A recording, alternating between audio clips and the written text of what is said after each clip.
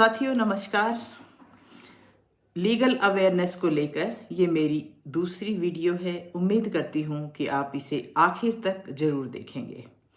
Mediation यानी मध्यस्थता प्राचीन समय से ये हमारी सोसाइटी का हिस्सा रहा है और पंचायतें इसका एक अच्छा उदाहरण हैं। चलिए अब मीडिएशन प्रोसेस पर बात करते हैं। यह एक ऐसी प्रोसेस है जिसमें मीडिएटर निष्पक्ष रूप से काम करते हुए दोनों पार्टियों को आमने सामने बैठाकर सुलह समझौता करवाने का प्रयास करता है।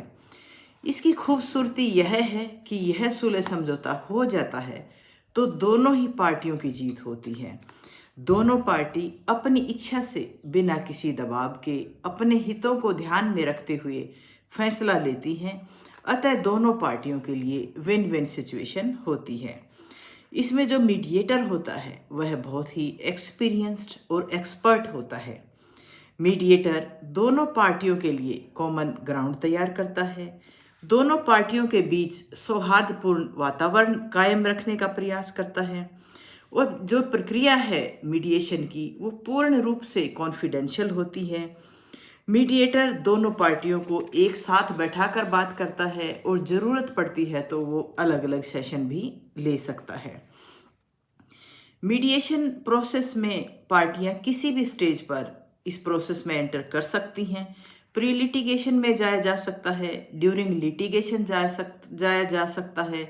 जब केस कोर्ट के अंदर चल रहा है तो पार्टियां एप्लीकेशन देकर मीडिएशन में इसे भेजने के लिए रिक्वेस्ट कर सकती हैं और कोर्ट भी रेफर कर सकती है जब कोर्ट को लगता है कि दोनों पार्टियों को किसी सुलह समझौते पर लेकर आया जा सकता है। तो मीडिएशन जो प्रोसेस है इसके फ़ायदे ही फ़ायदे हैं।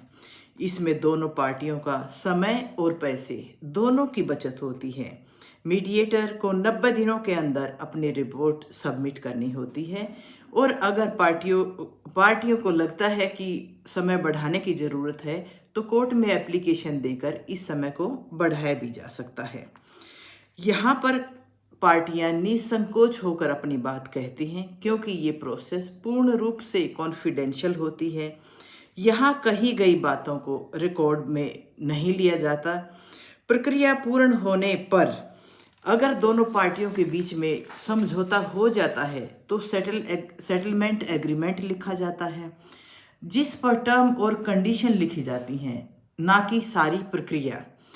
और जो ये सेटलमेंट एग्रीमेंट होता है ये दोनों पार्टियों पर बाध्य होता है और सेटलमेंट होती है तो भी और नहीं होती है तो भी मीडिएटर दोनों ही सूरत में अपनी रिपोर्ट कोर्ट में भेज देता है। और अंत में हम कह सकते हैं कि डिस्प्यूटेड पार्टियां इस प्रक्रिया को अपनाकर, जैसा कि मैंने पहले कहा, अपना समय और पैसा दोनों को बचा सकती हैं और इसके माध्यम से जो कोर्ट के ऊपर जो पेंडिंग केसेस का बर्डन बढ़ता जा रहा है उसको भी कम किया जा सकता है, उसमें भी हम मदद कर सकते हैं। दोनों पार्टियों के आपसी संबंध भी बचे रहते हैं क्योंकि फैसला पूर्ण रूप से दोनों पार्टियों ने बिना किसी दबाव के अपनी इच्छा से लिया होता है। और अब मैं अंत में उम्मीद करती हूँ कि मीडिएशन प्रोसेस को आप समझ गए होंगे और सभी को अवेयर करने के लिए आप भी मीडिएशन की चर्चा अवश्य करें और आप इस वीडियो को भी शेयर कर सकते हैं। और सभी केसेस को मीडिएशन में रेफ़र नहीं किया जा सकता, किन केसेस को रेफ़र किया जा सकता है इसकी चर्चा हम अगली वीडियो में करेंगे। कोई भी हीनियस क्राइम करके और सेटलमेंट करके किसी भी तरह से जेल जाने से नहीं बच सकता, तो किन केसेस को इसमें रेफ़र किया जाता है उसकी चर्चा हम अगली वीडियो में करेंगे। आप सभी को मेरा नमस्कार।